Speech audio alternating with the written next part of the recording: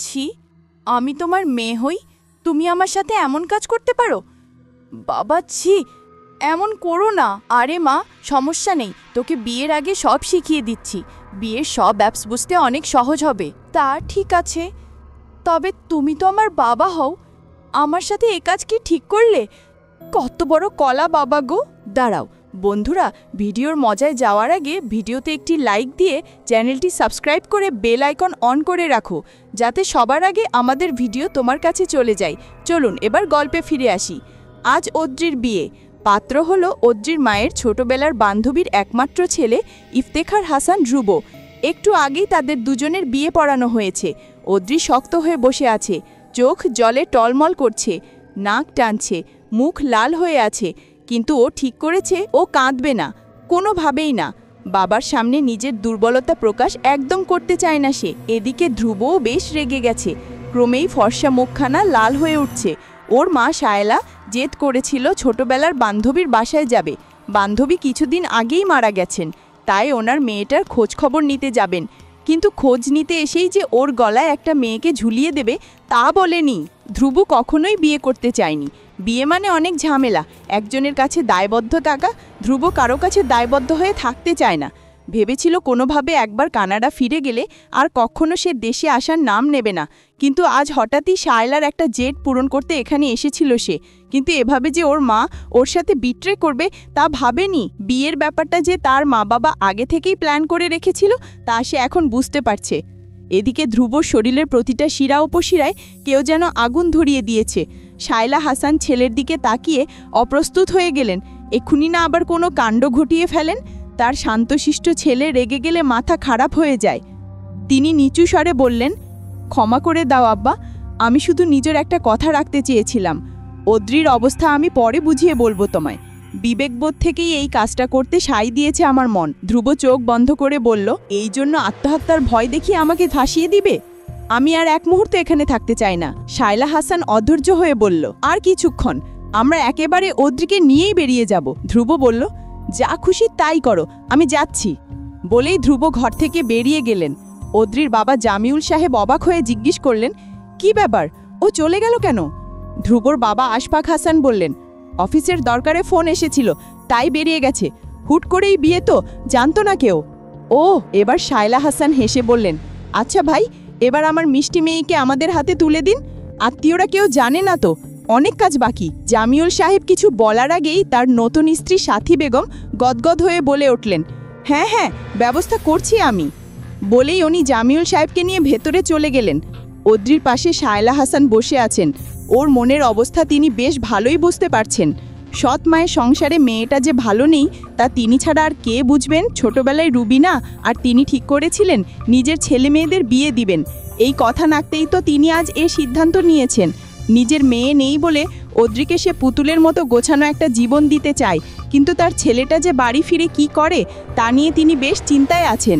পাশে বসা অদ্রি তখনও মেঝের দিকে তাকিয়ে আছে। আজ সকালে ঘুম ভাঙার পরে ও জানতো না আজ ওর বিয়ে, অথচ ওর বাবা আর তার স্ত্রী কি সুন্দর করে ওর বিয়েটা দিয়ে দিল। ওদের বোধহয় ঘাড় থেকে বোঝা নামলো। কিন্তু এই নতুন পরিবারের তেমন কাউকেই অদ্রি চেনে না। মায়ের কাছে প্রায়ই তার প্রিয় বান্ধবী শায়লার গল্প শুনত অদ্রি। স্বামীর চাকরির সুবাদে যিনি বিয়ের কয়েক বছর পরেই সন্তানসহ বিদেশে পাড়ি দিয়েছিলেন, তাই নিয়মিত যোগাযোগ রাখা সম্ভব না হলেও কালভদ্রের খোঁজ খবর পাওয়া যেত।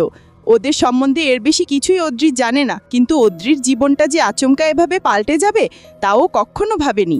স্ট্রোক করে হঠাৎই অসুস্থ হয়ে পড়েছিলেন অদ্রির মা রুবিনা। তারপর অবস্থার এতটাই অবনতি হলো যে এই জীবনের বেশি কিছুই আর সে দেখতে যেতে পারলেন না। মায়ের এই মৃত্যুর ধাক্কা সামলানোর আগেই অদ্রির বাবা জামিউল সাহেব বিয়ে করে নিলেন তার অফিস কলিগের ডিভোর্সি এক বোনকে। সেই সাথী বেগম অদ্রিকে দেখলেই মুখটা কালো করে রাখত, বিভিন্নভাবে বোঝাতে চাইতো সে অদ্রিকে পছন্দ করছে না। কেই বা করবে? যে স্বামীর আগের পক্ষের একটা মেয়ে আছে তাকে কি করেই বা মানবে? এটা উটকো ঝামেলা ছাড়া আর কি। অদ্রি শুধু তার বাবার পরিবর্তন দেখে। নতুন স্ত্রীকে নিয়ে সে বেজায় খুশি, ঘুরতে যাচ্ছে, শপিং করছে, আনন্দ করছে। অদ্রি ভেবে অবাক হয়, তার বাবা মায়ের তো প্রেমের বিয়ে ছিল, তাহলে কিভাবে বাবা এমনটা করতে পারল? পুরুষ মানুষ কি আসলে এমনই হয়? সেদিন থেকে বাবার জন্য মন থেকে ঘৃণা ছাড়া আর কিছু আসে না অদ্রির। বাবাও আর ডাকে না।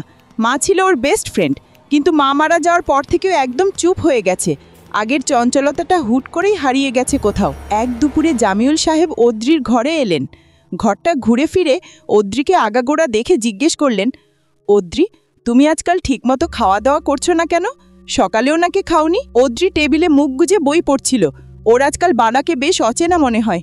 শান্তভাবে বলল, আমার পছন্দের খাবার তৈরি হয় না, তাই আজকে চিংড়ির মালাইকারি হয়েছে, যাতে আমার অ্যালার্জি। তুমি কি ভুলে গেছো? জামিউল সাহেব মনে পড়ার ভঙ্গিতে বললেন, না, ভুলিনি, তবে খেয়াল ছিল না। তবে তোমার নতুন বউ খেতে চাইলো, তাই বাজার থেকে নিয়ে এসেছি। বুয়া রান্না করলো, ভালোই। সাথী এমন জোর করলো যে আমাকেও খেতে হলো। কথাটা শুনে অদ্রির এত খারাপ লাগলো যে চোখ দুটো জলে ভরে উঠল। নিজেকে সামলে প্রশ্ন করলো, কেন? তোমার নতুন বউ কি রান্না করতে জানেন না? জামিউল সাহেব বিরক্তি প্রকাশ করে বলল, ওর নাকি রান্না করতে ভালো লাগে না, তাই এখন থেকে বিলকিসই সব কাজ করবে। আজ দেখলাম চিংড়িটা বেশ ভালোই রেঁধেছে।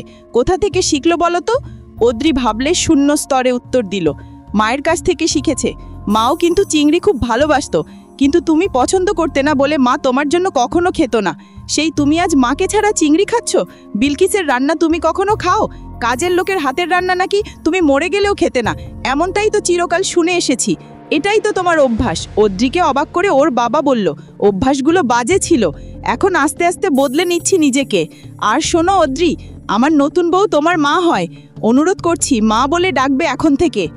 অদ্রি কাটকাট হয়ে বলল, এমন অনুরোধ কখনো করবে না, করলেও লাভ হবে না। আমার একটাই মা ছিল, আছে আর থাকবে। মাকে তুমি ভুলে যেতে পারো, আমি নই। জামিউল সাহেব কিছুই বললেন না, শুধু এক দৃষ্টিতে তাকিয়ে রইলেন অদ্রির দিকে। এরপর বললেন, কতদিন বাবা ডাক শোনানো, তুমি তো আমার মেয়ে, এরকম করলে কি চলে? অদ্রির মন খারাপ হয়ে গেল, কিন্তু নিজেকে ভাঙল না। যে ওর মাকে ভুলে অন্য নারীকে নিজের জীবনে জায়গা দিয়েছে, তাকে বাবা ডাকা ওর পক্ষে কষ্টসাধ্য। বাবা ডাক শোনানোর জন্য নতুন মেহমান তো আসছে, আমার কি আর কোনো প্রয়োজন আছে তোমার জীবনে? জামিউল সাহেব চমকে উঠলেন এই কথা শুনে। এরপর অদ্রির মনোভাব বুঝতে পেরে চিন্তিত মুখে বেরিয়ে গেলেন ঘর থেকে। হয়তো ভাবছেন তার নতুন স্ত্রীর প্রেগন্যান্সির খবর অদ্রি কী করে জানল। তিনি তো কাউকে অদ্রিকে খবরটা জানাতে বারণ করেছিলেন, কিন্তু তিনি এটা জানেন না এই খবর সাথী বেগমই অদ্রিকে দিয়েছে। দাঁড়াও বন্ধুরা, ভিডিওর মজায় যাওয়ার আগে ভিডিওতে একটি লাইক দিয়ে চ্যানেলটি সাবস্ক্রাইব করে বেল আইকন অন করে রাখো, যাতে সবার আগে আমাদের